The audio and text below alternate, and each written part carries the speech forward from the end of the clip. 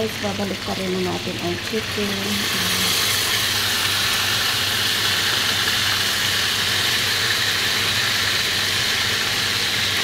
Yan, kasi makula na siya.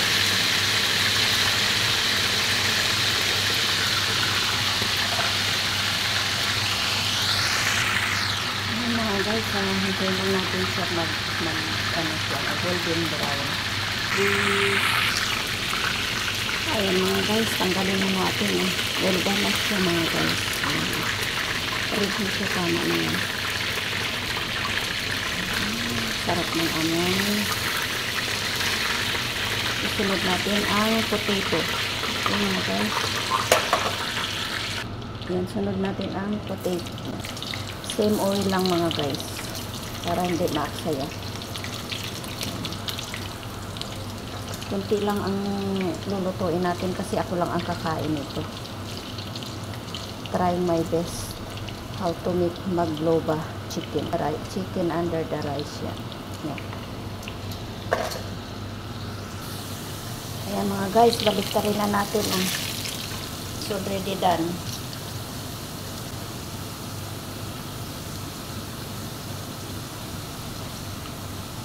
It's done already mga guys. Tanggalin na natin siya ha. Ayan guys, babalik na rin natin ang eggplant. Ayan, kasi red na siya.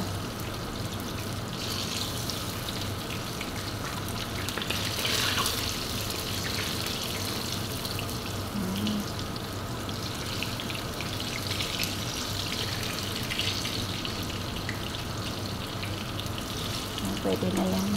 Ito hindi pa. Ayan guys, so sila na sila lahat, pwede na yan. Kunin na natin to.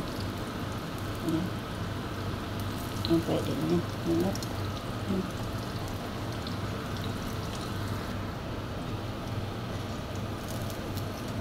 Ayan mga guys, sinango ko na.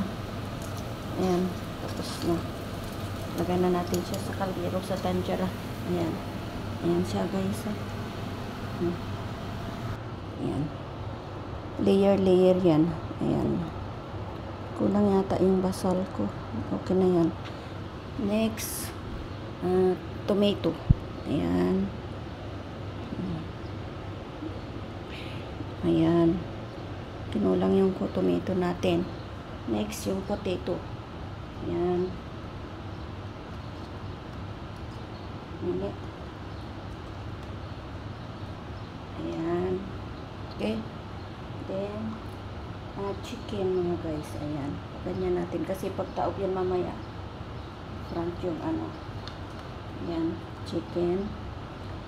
Saan yung isa? Ayan. 4 na piraso lang mga guys. Kasi ako lang kakain nito. Ayan. Ito pagkain ng amo ko. Ayan. Next. Ito na yung eggplant. Ayan. Init. Ayan. Init kasi. Ayan. Grabe init. Dali lang mga guys kasi mainit. Initan natin ng tsara. Ayan.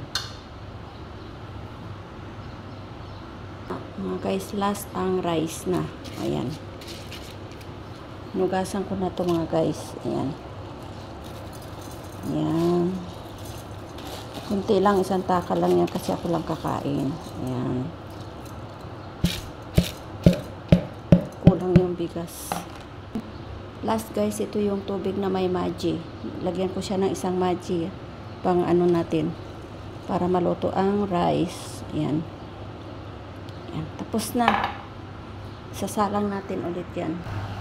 Ayan na guys, sinalang ko na yan siya. Hintay natin siyang magkaroon ng smoke para uminit. Saka pa natin hinaan ng mainit na mahinang apoy.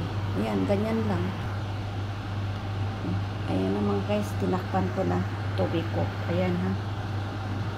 Wait na natin siya mamaya. Wait tayo ng mga ilang minutes.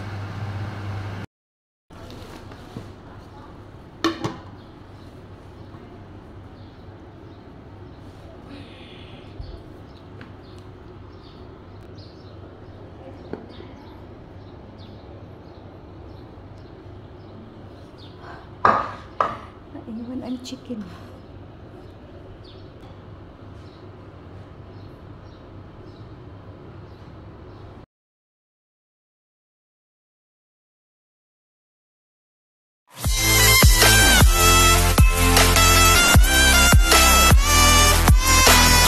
Like, share, and subscribe and hit the bell icon.